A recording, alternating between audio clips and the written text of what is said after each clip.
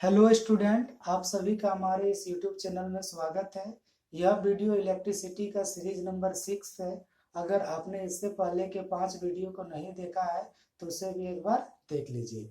आज हम लोग इस वीडियो में एक इम्पोर्टेंट टॉपिक के बारे में डिस्कस करने वाले हैं, जिसका नाम है पैरेलल कॉम्बिनेशन ऑफ रेसिस्टर। तो हम लोग इसको जानने से पहले समझेंगे कि रेसिस्टर को आपस में कनेक्ट या कंबाइन करने का जरूरत क्यों पड़ता है। तो उसके पीछे जो रीजन है, तो हम लोग घर में जो जितना भी एप्लियंसेस या फिर जो भी डिवाइस का यूज करते हैं, तो सब डिवाइस के लिए जो करंट का वैल्यू होता है या फिर जो वोल्टेज का वैल्यू होता है, वो क्या होता है, अलग अलग होता है। ठीक है, दैट मीन्स हमको कंट्रोल करंट या फिर कंट्रोल वोल्टेज का जरूरत पड़ता है।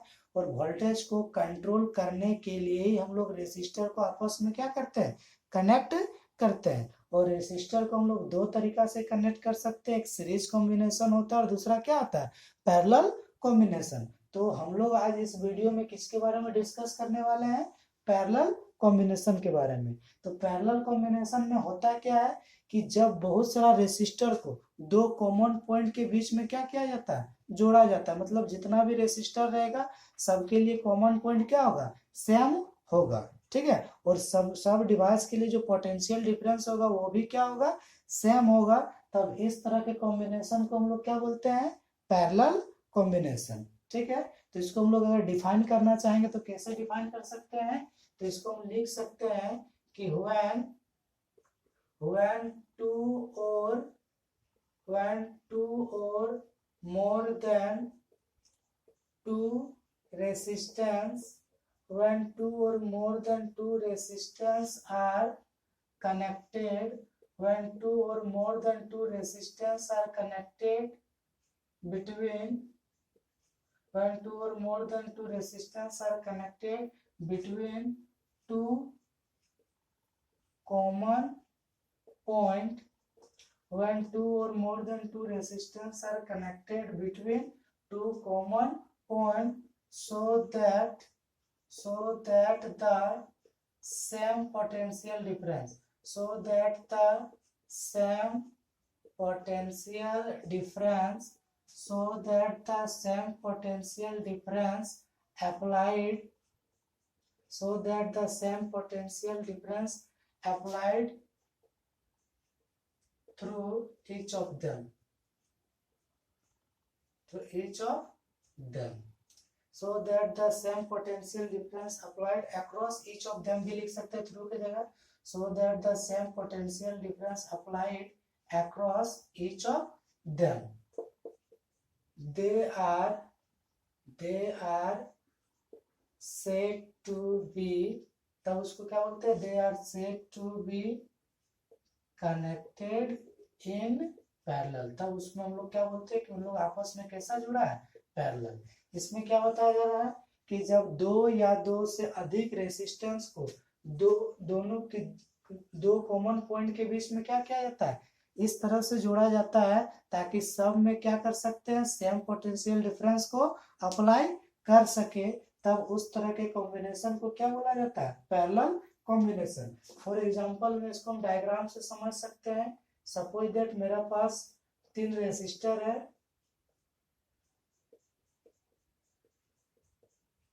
एक इस तरह हो गया,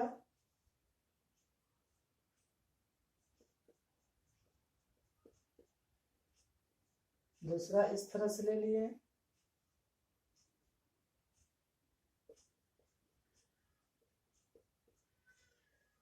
तीसरा इस तरह से ले लिए। ठीक है, और हम तीनों का नाम यहाँ पर बैटरी से इसको क्या कर देते हैं, कनेक्ट कर देते हैं। अब हम लोग देखते हैं, इसका नाम देते हैं R1, इसका नाम क्या देते हैं R2, इसका नाम क्या देते हैं R3। तो R1 का एक कॉमन पॉइंट ये वाला है, R2 के लिए भी कॉमन पॉइंट ये वाला, और R3 के लिए भी कॉमन पॉइंट क्या है, यही वाला है। सिमिलरली R1 का लास्ट पॉइंट ये वाला, R2 के लिए भी यही वाला, R3 का भी क्या है, यही वाला। दैट मीन्स R1 R2 और R3 दोनों क्या कॉमन पॉइंट क्या है, A और B के बीच में ही कनेक्ट है, और तीनों के लिए कॉमन पॉइंट सेम है, तो इसलिए तीनों का जो पोटेंशियल डिफरेंस भी होगा वो भी क्या होगा, सेम होगा। ठीक है, तो इस तरह का जो कॉम्बिनेशन होता है, इस तरह के कॉम्बिनेशन को क्या बोला जाता है, पैरेलल कॉम्बिनेशन। इसको हम लोग और अलग अलग डायग्राम से भी समझ सकते हैं। ठीक है कि पैरेलल कॉम्बिनेशन और क्या क्या हो सकता है कि और उसका डायग्राम आपका कैसा कैसा बन सकता है। सपोज दैट कि यहाँ पर आपका एक पास बैटरी है, ठीक है। इसके बाद हम लोग क्या करते हैं, यहाँ पर एक रेसिस्टर को कनेक्ट कर देते हैं और इसी को आगे बढ़ाते हैं और यहाँ पर भी एक रेसिस्टेंस को क्या कर देते हैं, कनेक्ट कर देते हैं। ठीक है, अब देखिए इसका नाम हम लोग R1 दे देते हैं, इसका नाम क्या देते हैं, R2।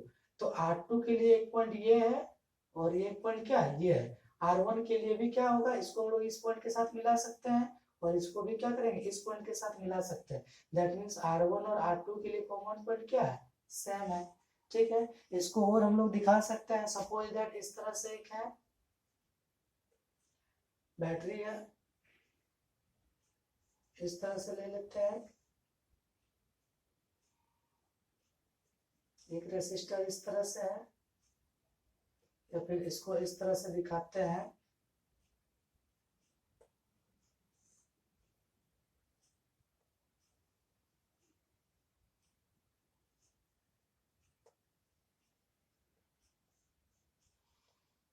और एक रेसिस्टर को यहाँ पर दिखा देते हैं। ठीक है, यहाँ पर प्लस है माइनस, इसका नाम R1 दे देते हैं, इसका नाम क्या रहता है, R2।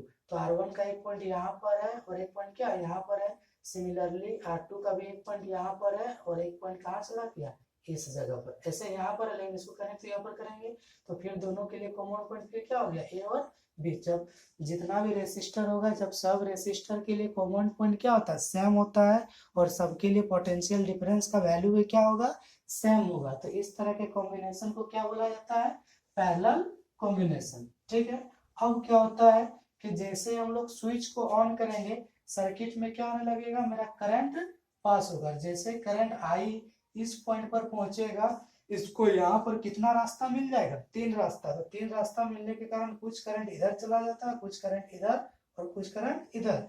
जो करंट R1 तरफ जाता है उसको हम लोग मान के चलेंगे I1, जो R2 तरफ जाएगा उसको क्या मानेंगे, I2, और जो R3 तरफ जाएगा उसको क्या मानेंगे, R3।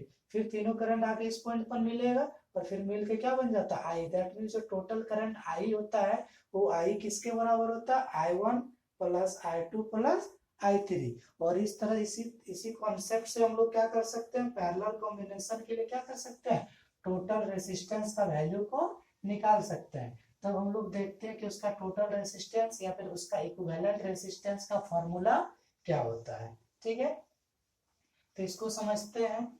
तो हम लोग इससे लिख सकते हैं कि जो टोटल इलेक्ट्रिक करंट है, तो total electric current, total electric current I equal to क्या हो जाएगा, तो यहाँ से I किया, I फिर 3 पार्ट में बट गया, I1 I2 और I3 में। इसलिए हम लोग टोटल इलेक्ट्रिक करंट I बराबर क्या लिख सकते हैं, I1 plus I2 plus I3। और हम लोग क्या मान लेंगे इसको, इक्वेशन 1। ठीक है, अब फिर से यहाँ पर हम लोग ओम्स लॉ को अप्लाई करेंगे। तो फ्रॉम ओम्स लॉ, तो ओम्स लॉ से हम लोग क्या पढ़े हैं, तो फ्रॉम ओम्स लॉ से V इक्वल टू क्या होता है, I R। इसी फॉर्मूला से I इक्वल टू क्या आ जाएगा, तो I इक्वल टू हो जाएगा V अपन R। तो फिर हम लोग को जरूरत पड़ेगा I1 का, तो यहाँ पर I1 इक्वल टू क्या होगा, तो V अपन क्या आ जाएगा, I1 किससे पास कर रहा है, R1, और R1 का पोटेंशियल डिफरेंस क्या है, V। तो हो जाएगा V अपन क्या, R1। उसी तरह जब I2 का बात होगा तो क्या आ जाएगा V, क्योंकि I2 अपन क्या आ जाएगा R2, क्योंकि I2 किससे पास हो रहा है, R2 से। R2 का भी पोटेंशियल डिफरेंस क्या है, V। उसी तरह I3 इक्वल टू क्या हो जाएगा, V अपन R3।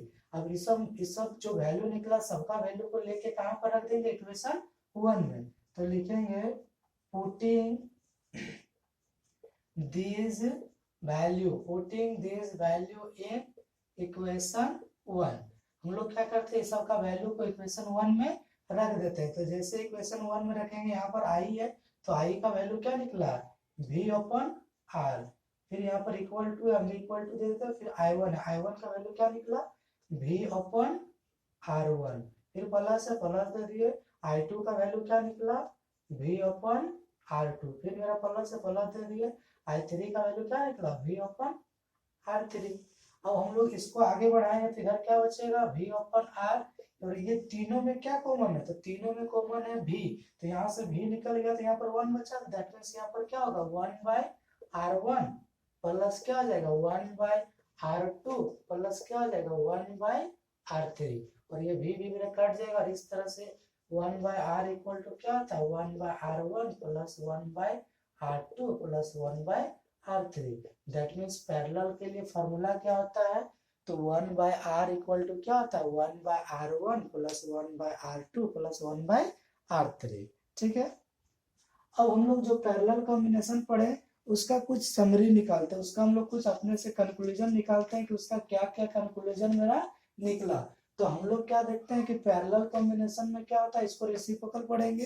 तो रेसिप्रोकल ऑफ इक्विवेलेंट रेसिस्टेंस या फिर टोटल रेसिस्टेंस किसके बराबर होता है, sum of reciprocal of individual resistance, जो भी अलग अलग वैल्यू था सबका रेसिप्रोकल का सम के बराबर होता है। ठीक है। और इसका क्या समरी निकाल सकते हैं, तो इसमें क्या निकाल देख सकते हैं, तो current flow through each resistor is क्या डिफरेंट, मतलब इसमें अलग अलग रेसिस्टेंस में क्या होता है अलग अलग करंट पास होता है। या फिर यहाँ से इस फॉर्मूला से लिख सकते हैं कि current flow through each resistor, या फिर current is inversely proportional to क्या रेसिस्टेंस। जो करंट होता है रेसिस्टर में वो क्या होता है रेसिस्टर का इनवर्सली प्रोपोर्शनल होता है। ठीक है। अब मान के चलते हैं इसका वैल्यू 2 था, इसका वैल्यू 4 और इसका वैल्यू 8, तो इसका टोटल रेसिस्टेंस क्या होता है, तो 1/r इक्वल टू क्या होता है R1 की जगह हो जाएगा 1/2, फिर प्लस होगा R2 की जगह क्या होगा 4 प्लस R3 की जगह क्या होगा 8। जब एलसीएम लेंगे तो क्या होगा 8, और यहाँ पर क्या हो जाएगा 2 4 प्लस 2 प्लस 1, इसको सॉल्व करेंगे तो कितना हो जाएगा, तो ये हो जाएगा 4 2 6 7/8, और इधर क्या 1/r। जब r इक्वल टू क्या आएगा तो 8/7, इसका वैल्यू 1 पॉइंट समथिंग निकलेगा। और तब इसका मतलब क्या हो गया कि जो टोटल रेसिस्टेंस का वैल्यू है वो इंडिविजुअल रेसिस्टेंस से भी क्या होता है कम होता है। इंडिविजुअल रेसिस्टेंस सबसे कम क्या था 2, और टोटल रेसिस्टेंस का वैल्यू 1 पॉइंट समथिंग निकला, दैट मीन्स उसका वैल्यू भी क्या होगा बहुत कम होता है।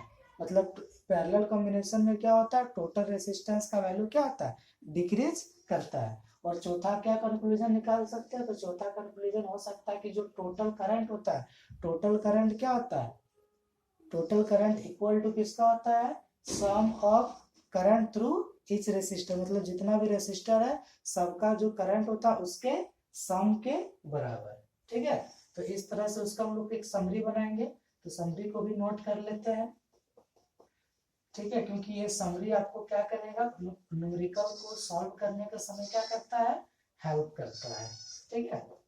तो हम लोग लिखेंगे summary of parallel combination. Parallel combination का क्या समरी निकलता है, समरी ऑफ पैरेलल कॉम्बिनेशन। ठीक है। तो पैरेलल कॉम्बिनेशन का क्या समरी निकलता है, तो पैरेलल कॉम्बिनेशन में आपका होता क्या है, तो पहला होता है कि पैरेलल कॉम्बिनेशन में क्या होता है कि reciprocal of equivalent resistance, reciprocal of equivalent resistance को ही टोटल रेसिस्टेंस को बोला जाता है ना। तो reciprocal of equivalent resistance is equal to the, किसके बराबर होता है, is equal to the sum of, is equal to the sum of reciprocal of, is equal to the sum of reciprocal of individual resistance. ठीक है। मतलब क्या था कि 1/r इक्वल टू क्या था 1/r1 plus 1/r2 plus 1/r3। ठीक है। दूसरा क्या है कि इसमें जब हम लोग i का वैल्यू सॉल्व किए तो i इक्वल टू क्या होता है v/r होता है। तो इसका मतलब क्या होता है current passes through the resistance, current passes through each resistance, current passes through each resistance is inversely proportional to the individual resistance.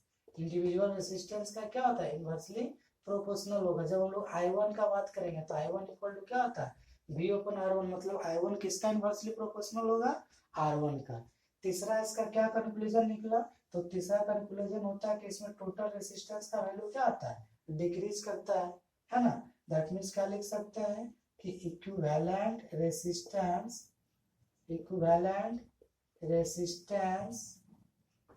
is less than the equivalent resistance is less than the individual resistance। तो जो individual resistance में जो सबसे कम क्या था, to से भी, जब हम लोग इसका सम निकाले तो उसका जो वैल्यू आया वो 2 से भी क्या होता है, कम आया। दैट मीन्स जो इक्विवेलेंट रेसिस्टेंस होता है वो इंडिविजुअल रेसिस्टेंस से भी क्या होता है, कम होता है। चौथा क्या निकाल सकते हैं, जो चौथा था कि टोटल करंट किसके बराबर होता है, तो total current is equal to the sum of individual current. That means जो I था वो I किसके बराबर था, I1 plus I2 plus I3 के बराबर था। दैट मीन्स जो टोटल करंट होगा वो टोटल करंट क्या होता है, इंडिविजुअल करंट का क्या होता है, सम के बराबर होता है। ठीक है। और हम लोग अपना घर में जो कनेक्शन यूज करते हैं, तो उस कनेक्शन में हम लोग किसका यूज करते हैं घर में, तो हम लोग घर में प्रेफरेंस देते हैं पैरेलल कॉम्बिनेशन का।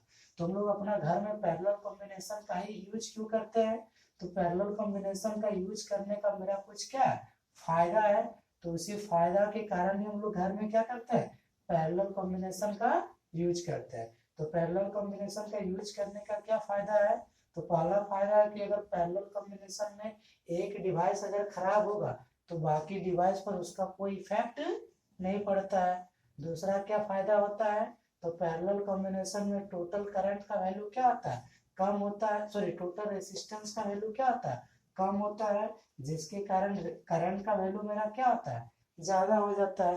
तीसरा क्या फायदा होता है, तो पैरेलल कॉम्बिनेशन में हम लोग अलग अलग डिवाइस को क्या कर सकते हैं, सेपरेटली ऑपरेट कर सकते हैं। और चौथा क्या होता है कि पैरेलल कॉम्बिनेशन में जो भी डिवाइस होता है वो अपने हिसाब से करंट को क्या कर सकता है, ले सकता है, जिसको जितना चाहिए। चलिए इसको हम लोग एक एग्जांपल से समझते हैं। सपोज दैट यहाँ पर हम क्या किए हैं, टीवी को कनेक्ट कर दिए हैं।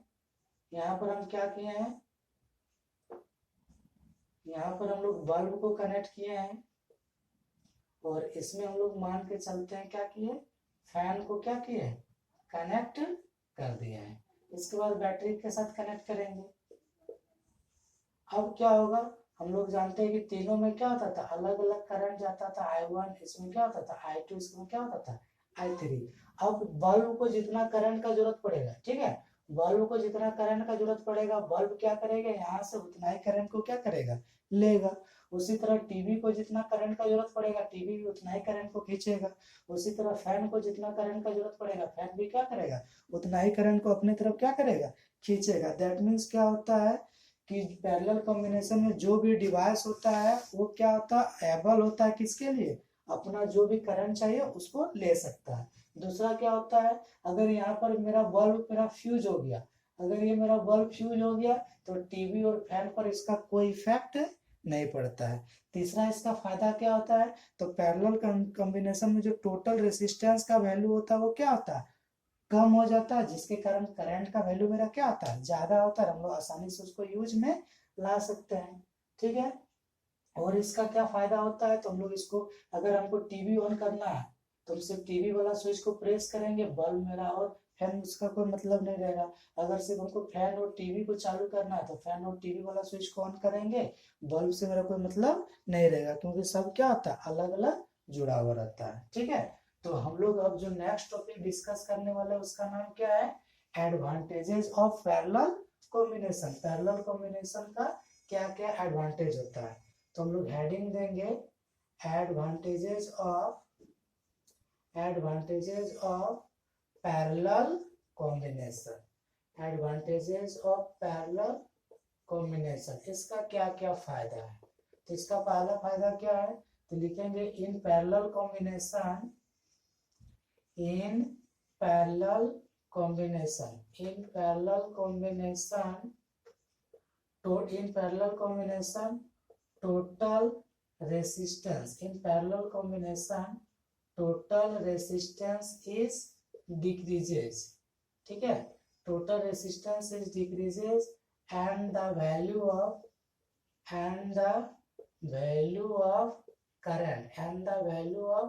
current is increases, जिसके कारण करंट का वैल्यू मेरा क्या होता है, इंक्रीज करता है। दूसरा इसका क्या फायदा होता है, तो इसमें हम लोग क्या कर सकते हैं, उसको सेपरेटली ऑपरेट कर सकते हैं। तो लिखेंगे in parallel combination we operate the appliances in separately, उसको हम लोग सेपरेटली ऑपरेट कर सकते हैं। अगर हमको बल्ब जलाना है तो बल्ब को सिर्फ जलाएंगे, अगर टीवी और बल्ब जलाना है तो टीवी और बल्ब को जलाएंगे, अगर तीनों को जलाना है तो तीनों को भी जला सकते हैं। किसी एक को बंद करना तो आसानी से उसको हम लोग बंद कर सकते हैं, क्योंकि तीनों के लिए स्विच मेरा क्या होता है, अलग अलग होता है। इसका तीसरा क्या फायदा होता है, इन पैरेलल कॉम्बिनेशन में अगर एक खराब होता है तो बाकी पर उसका कोई इफेक्ट नहीं पड़ता है ना। तो in parallel combination if one device is damaged then other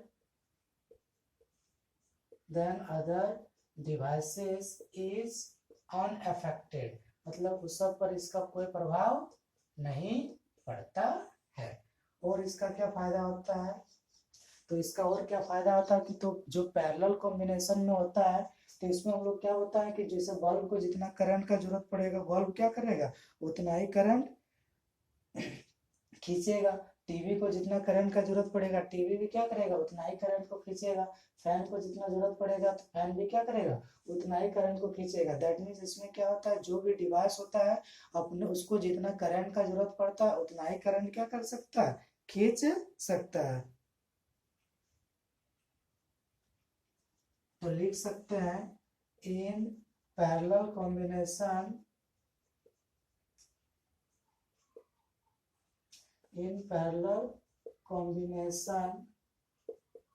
the appliances